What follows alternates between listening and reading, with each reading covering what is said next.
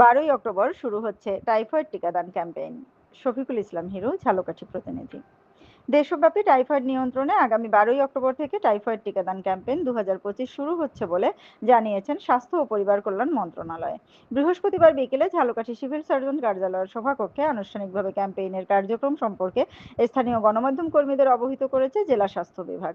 ঝালকাঠির ভারপ্রাপ্ত civil surgeon সদর উপজেলা স্বাস্থ্য ও পরিবার পরিকল্পনা কর্মকর্তা ডক্টর রিফাত আহমেদ তার বক্তব্যে বলেন, মাসব্যাপী ক্যাম্পেইনে 9 মাস থেকে 15 বছরের কম বয়সীদের লক্ষাধিক শিশুকে বিনামূল্যে একটি করে টাইফয়েড টিকা দেওয়ার লক্ষ্যে কাজ শুরু হয়েছে। এক ডোজ টাইফয়েড টিকাই জীবন বাঁচাতে সহায়তা করবে। তিনি আরো বলেন, টাইফয়েড জ্বর শিশুদের জন্য এক নীরব ঘাতক। প্রতি বছর অনেক শিশু এই রোগে আক্রান্ত হয়ে মারা যাচ্ছে। আমার বাচ্চা যে কটা আছে আমি যদি তাদেরকে এডমিশনের আওতায় ফুল আনতে পারি, তারপরে ভ্যাকসিনের দিক যদি আমি যেয়ে দেখি যে আমার 150 জন বাচ্চায় আমি 40টা বাচ্চা দিতে পারছি, বাকিরা আসে না, তার মাঝেই তো আরও 7-8 দিন সময় আছে। আমি বারে বারে তাদেরকে কাউন্সিলিং করে সেখানে আমার টিম পাঠাইয়া তাদেরকে যতটুকু পারা যায় রিকভারেজের আওতায় আনতে পারবো। তারপরে যদি একান্ত 2-4 জন অসুস্থতার কারণে বা নিজেদের গোয়ার্তবির কারণে না দেয়, তারা তার পরবর্তীতে একটা পর্যায়ে কিন্তু তারা বুঝবে যে টিকার গুরুত্বটা কতটুকু। কারণ আমরা জানি যে আমাদের চেম্বারে কিন্তু প্রায়ই অনেক মানে অভিভাবকরা আসেন, তারা কিন্তু ভিজিট দিয়ে টাকা দিয়ে 2-2.5 টাকা দিয়ে টিকাটা কিনে তারপরে টিকা নেয়। এখানে সরকার কিন্তু একদম বিনামূল্যে একদম প্রান্তিক পর্যায়ে পর্যন্ত পৌঁছে, স্কুল পর্যায়ে পৌঁছে দিয়ে এটা এই কার্যক্রমটা চালাতে চাচ্ছে। এই জিনিসটা আসলে মানুষের ভিতরে সচেতনতা বাড়ানোর বুঝটা আনতে হবে। এই কারণেই আসলে আমরা একটু পিছিয়ে আছি। ঝালকাঠি যদিও উঠতে থাকলেও সামগ্রিক দৃষ্টিতে বরিশাল যেহেতু পিছিয়ে আছে, তাই আমাদের আসলে এই আগে থাকার কোনো ভ্যালু থাকে না। তাই আমরা চাবো যে যারা আছেন, আমাদের কিন্তু বলছে জন্ম নিবন্ধন ছাড়াও রেজিস্ট্রেশন করা যাবে। তার মানে আমরা manual registration, white listing, line listing, মানে কোনোভাবে বাচ্চাটা জন্ম সালটা জানা এবং মায়ের নাম, ফোন নাম্বার দিয়েও আমরা রেজিস্ট্রেশন করে বাচ্চাটাকে আমি টিকা আনতে আনি। পরবর্তীতে বাচ্চা জন্ম নিবন্ধন করার সাপেক্ষে সেটাকে আমরা কনভার্ট বা ট্রান্সফার করতে পারবো। তাই আপনাদের কাছে অনুরোধ থাকবে, আপনাদের কাছে সহযোগিতা কামনা করছি। আমি আর কথা বলবো না, আমরা ছোট্ট একটা অনেকে স্থায়ী জটিলতায় ভুগছে, অথচ একটি মাত্র টিকা এই বিপর্যয় থেকে রক্ষা করতে পারে। তাই আগামী 12ই অক্টোবর থেকে মাসব্যাপী শিশুদেরকে নিরাপদ ও কার্যকর টিকা বিনামূল্যে প্রদান করা হবে। তিনি আরো জানান, শিক্ষা প্রতিষ্ঠানে অধ্যয়নরত প্রাক প্রাথমিক থেকে নবম শ্রেণী, মাদ্রাসা ও ইংরেজি মাধ্যম সহ শিক্ষার্থীরা নিজ নিজ বিদ্যালয়ে টিকা পাবে। স্কুল বহির্ভূত শিশুদের দেওয়া হবে কমিউনিটি পর্যায়ে ইপিআই টিকাদান কেন্দ্রগুলোতে। এছাড়া সুবিধাবঞ্চিত শিশুদের, যেমন পথশিশু, বেদেপল্লী, চা বাগান, যৌনপল্লী, এতিমখানা, উন্নয়ন কেন্দ্রের শিশু, এদের জন্য থাকবে বিশেষ টিকাদান ব্যবস্থা। এটা আমাদের স্কুল পর্যায়ে এবং কমিউনিটি পর্যায়ে দুই ভাগেই বিভক্ত রয়েছে।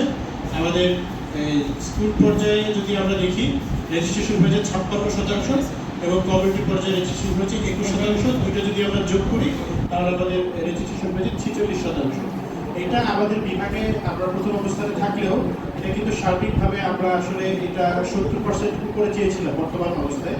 যেহেতু রেজিস্ট্রেশনের সংখ্যা এই মুহূর্তে কম, সে কারণে আমরা অবশ্যই সকলের সর্বনিত প্রয়াসের মাধ্যমে চাই যে এই রেজিস্ট্রেশন এগিয়ে যাবে। আপনারা সবাই জানেন যে ভ্যাকসিন এর মাধ্যমে এই রেজিস্ট্রেশনটি করতে হয় এবং 50 টাকা করে ব্যয় করতে হচ্ছে প্রতিটা ছাত্র বা ছাত্রীকে। এখন এটি সকলের পক্ষে কিন্তু সমান সহায়ক নয়, যেহেতু একটি রেজিস্ট্রেশনের জন্য যেটি আমাদের একটি লক্ষ্য রয়েছে যে আমাদের শতভাগ যাতে আমরা রেজিস্ট্রেশনের আওতায় আনতে পারি। সেক্ষেত্রে যদি রেজিস্ট্রেশন কার্যক্রমটি সহায়তা দেওয়া যেত, ওই প্রতিষ্ঠানগুলোতে কিন্তু সার্ভাই আপনার অনলাইন কার্যক্রম রয়েছে। প্রতিটি ছাত্রছাত্রীর কিন্তু অনলাইনে রেজিস্ট্রেশন নিবন্ধন আছে। এই মুহূর্তে আমরা সহায়তা করবো। তারা তো বিভিন্ন একটি কোম্পানির সাথে কন্ট্যাক্টে, আমি জানি, আমি খোঁজ নিয়েছি। তো সেই চুক্তিবদ্ধ প্রতিষ্ঠানের সাথে যদি তারা প্রতিষ্ঠান থেকে যোগাযোগ করে ওই নিবন্ধন কার্যক্রমটি সম্পন্ন করে দিতেন, তাহলে কিন্তু এই দুটি শিক্ষা প্রতিষ্ঠানে প্রায় গার্লস স্কুলে 1600 ছাত্রী রয়েছে, তাদের সকলের শতভাগ রেজিস্ট্রেশন নিশ্চিত করা যেত। এবং যে সমস্ত শিক্ষা প্রতিষ্ঠানগুলো এইভাবে অনলাইন স্টুডেন্ট নিবন্ধন রয়েছে, সেগুলোতে কিন্তু প্রতিষ্ঠানগুলো থেকেই উদ্যোগ নিলে শতভাগ রেজিস্ট্রেশন করা সম্ভব। এখন ছাত্র বা ছাত্রীর উপরে নির্ভর করছে, তার অভিভাবকের কাছে ছেড়ে দেওয়া হচ্ছে নিবন্ধনের বিষয়। সেক্ষেত্রে তারা তো শতভাগ হচ্ছে না এই কারণে।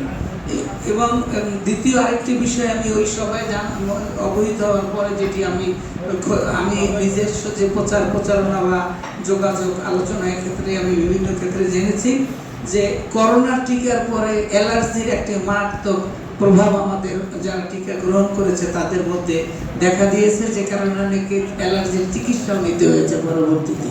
যেমন আমার পরিবারে দু একজন আছে যাদেরকে আমার অ্যালার্জির চিকিৎসা করিয়েছি পরে। যদিও আমি টাইফয়েডে আমার দুইটি সন্তান দুজনের রেজিস্ট্রেশন করিয়েছি, আমাকে বাইরে থেকে অর্থ দিয়ে করাতে হয়েছে। প্রেস ব্রিফিং চলাকালে টাইফয়েড জ্বরের প্রভাব, এ জ্বর কিভাবে ছড়ায়, জ্বরের লক্ষণ সম্পর্কে আলোচনা হয়।